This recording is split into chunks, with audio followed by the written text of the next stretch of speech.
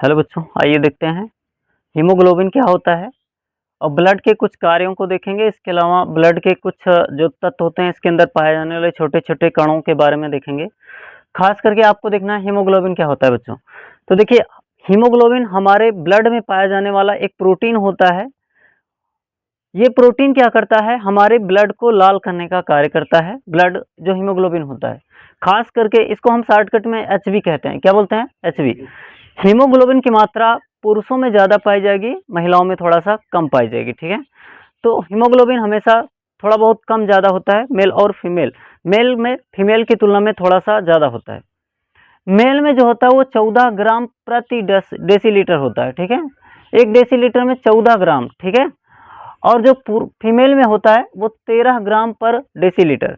ये थोड़ा बहुत बढ़ेगा या घटेगा, वो डिपेंड करता है उसके स्वास्थ्य पे कि उसका हेल्थ कैसा है। मतलब वो चलता रहता है, इसलिए वो ताप का यानी टेम्परेचर का जो है क्या करता है, नियंत्रण करता है। ताप का नियंत्रण किसके द्वारा होता है?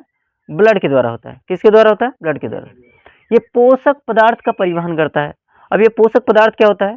जो भी खाते पीते हैं उसमें न्यूट्रिशंस पाया जाता है, पोषक पदार्थ होता है, उनका परिवहन करता है। एक जगह से दूसरी जगह क्या करता है? ट्रांसफर करता रहता है। उत्सर्जी पदार्थ का भी परिवहन करता है। उत्सर्जी पदार्थ जो हमारे शरीर में बेस्ट पदार्थ हैं, खराब पदार्थ हैं, उनका परिवहन करके उस स्थान तक पहुंचाता है। ठीक है, कहने का अर्थ यह है कि देखिए, हमारे शरीर में जितनी गंदे पदार्थ हैं, गंदे मतलब ब्लड में मिक्सचर होकर वो हमारी किडनी तक जाएंगे। यहाँ पर किडनी होती है और किडनी उसका डायलिसिस करके उसको यूरिन के माध्यम से बाहर निकाल देती है।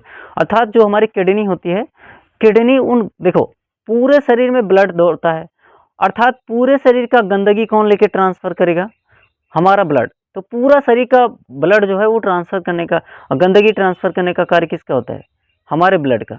तो ब्लड गंदगियों को लेके कहाँ जाता है? किडनी के पास। यहाँ किडनी होता है, यहाँ फाड़ेंगे तो किडनी निकलेगी।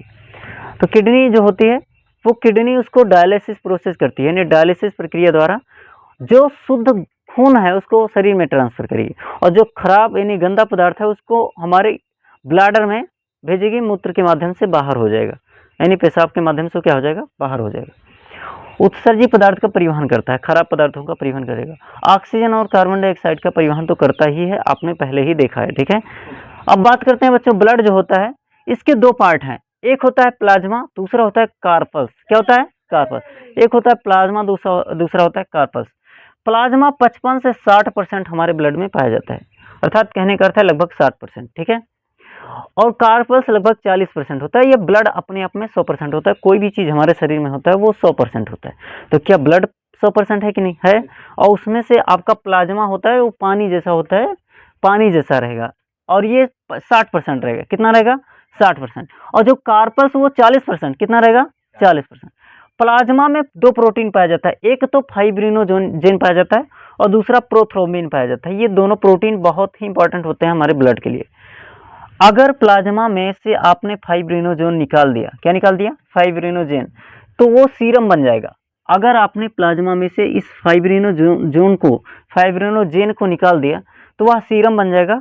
और बीमारी की जांच हमारे शरीर में सीरम से ही होती है। हमारे ब्लड की बीमारियों की या हमारे शरीर में जो भी बीमारी होती है उसकी जांच अगर ब्लड द्वारा निकाल के किया जा रहा है तो ब्लड से नहीं किया जाता है, ब्लड में से प्लाज्मा निकाला जाता है। ये वाला, ये हल्का, ये पीला कलर का होता है। ठीक है, और इस प्लाज्मा में से फाइब्रिनोजेन निकाल देंगे। इस फाइब्रिनोजेन जब निकालेंगे तो वो और हल्का कम पीला हो जाएगा, तो उसको सीरम कहेंगे। उसी सीरम से बीमारियों की जांच होती है, सीरम हमारे ब्लड में पाया जाता है।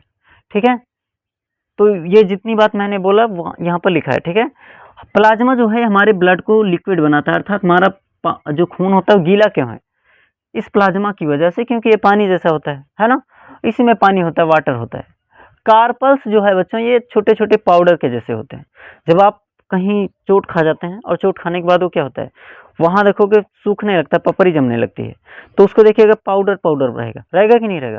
कहने का अर्थ ये है बच्चों कि हमारे ब्लड में छोटे छोटे कण भी होते हैं। तो कार्पल्स जो होते हैं 40 से 45% होते हैं, और इसमें बच्चों आरबीसी डब्ल्यूबीसी प्लेटलेट्स पाया जाता है। वो छोटे छोटे कण होते हैं और ये हमारे ब्लड के लिए इंपॉर्टेंट है। अगर एक भी चीज डिसबैलेंस हुई, आरबीसी डब्ल्यूबीसी प्लेटलेट्स में से कोई भी चीज डिसबैलेंस हुई, आप बीमार हो जाएंगे, ठीक है। तो इसीलिए इसका बैलेंस रहना ज़रूरी है। आप खान-पान पे फ़ोकस ज़्यादा बढ़िया से करेंगे तो विशेष करके इम्पोर्टेंट रहे, ठीक है। आरबीसी, डब्ल्यूबीसी, प्लेटलेट्स ये छोटे-छोटे बारीक-बारीक कण होते हैं जो ब्लड में घुले रहते हैं, हमको ऐसे दिखते नहीं हैं नंगी आँखों से। इसके लिए आपको माइक्रोस्कोप का प्रयोग करना पड़ेगा, तभी आप देख पाएँगे, ठीक है। अब बात करते हैं कि आरबीसी, डब्ल्यूबीसी और ये प्लेटलेट्स जो हैं बच्चों, इनके क्या-क्या महत्व हैं। तो आज जो देखेंगे इसको हम वैसे नॉर्मली देख लेंगे, लेकिन इसके बाद में जो हम अगला वीडियो बनाएँगे उसमें आपको इसके बारे में गहराई से पढ़ना है, ठीक है। तो देखिए आरबीसी जो होता है, आप लोग अच्छी तरह से जानते हैं, आरबीसी को हम लोग रेड ब्लड सेल या रेड ब्लड कार्पस बोलते हैं। क्या बोलते हैं? रेड ब्लड सेल बोलते हैं या रेड ब्लड कार्पल्स बोलते हैं या कार्पसल्स बोलते हैं। लाल रक्त कणिका बोलते हैं हिंदी में, ठीक है, या लाल रक्त कोशिका कहते हैं। इसका वैज्ञानिक नाम क्या है? एरिथ्रोसाइट। क्या होता है बच्चों? एरिथ्रोसाइट। इसका वैज्ञानिक नाम एरिथ्रोसाइट होता है। एरिथ्रोसाइट, चलो इसको बाद में बताएंगे, दिख नहीं रहा, ठीक है। एरिथ्रोसाइट जीवन काल जो होता है 120 दिन आरबीसी आपके शरीर में रहेगा। उसके बाद आपका शरीर स्वतः ही क्या करेगा? ब्लड का निर्माण करेगा। 120 दिन बाद ये क्या होगा? खत्म हो जाएगा आरबीसी। और आपका जो बोन मैरो होता है, हड्डी के बीचों बीच में अस्थि मज्जा, वो क्या करेगी? वो उसको दोबारा से बना लेगी, ठीक है। तो इसकी संख्या क्या होती है? लगभग ये होती है आपका 50 लाख। 1 मिलियन 10 लाख में होता है, तो 50 लाख मतलब 5 मिलियन होता है इसका लगभग, ठीक है। तो 50 लाख की आपकी संख्या आपके शरीर में होती है, ठीक ना। ये जरूरी है। वैज्ञानिक नाम क्या होता है? एरिथ्रोसाइट। जीवन काल 120 दिन और संख्या 50 लाख। अब बात करते हैं डब्ल्यूबीसी, इसका वैज्ञानिक नाम क्या होता है? तो इसका वैज्ञानिक नाम ल्यूकोसाइट होता है, ल्यूकोसाइट, ठीक है। और जीवन काल कितना होता है? तो इसका जीवन काल डब्ल्यूबीसी का 4 दिन। कितना दिन? 4 दिन। और इसकी संख्या जो होती है 10,000 होती है। कितने होते हैं? 10,000। डब्ल्यूबीसी को बोलते हैं श्वेत रक्त कणिका, व्हाइट ब्लड सेल या व्हाइट ब्लड कार्पस। वैज्ञानिक नाम इसका क्या होता है? ल्यूकोसाइट होता है। जीवन काल क्या होता है इसका? जीवन काल कितना दिन? 4 दिन, ठीक है। और संख्या कितनी होती है? तो संख्या होती है लगभग इसकी 10,000। अब बात करते हैं प्लेटलेट्स का। प्लेटलेट्स हमारे शरीर में बहुत जरूरी है। घटेगा बढ़ेगा तो दिक्कत होगी, हम लोगों को बहुत सारी समस्याओं का सामना करना पड़ेगा। वैज्ञानिक नाम क्या होता है इसका? तो इसका वैज्ञानिक नाम होता है थ्रोम्बोसाइट। क्या होता है? थ्रोम्बोसाइट। और इसका संख्या होती है लगभग कितना? 2 लाख। कितनी होती है? 2 लाख। और इसका जीवन काल होता है 7 दिन, ये जीवित रहता है।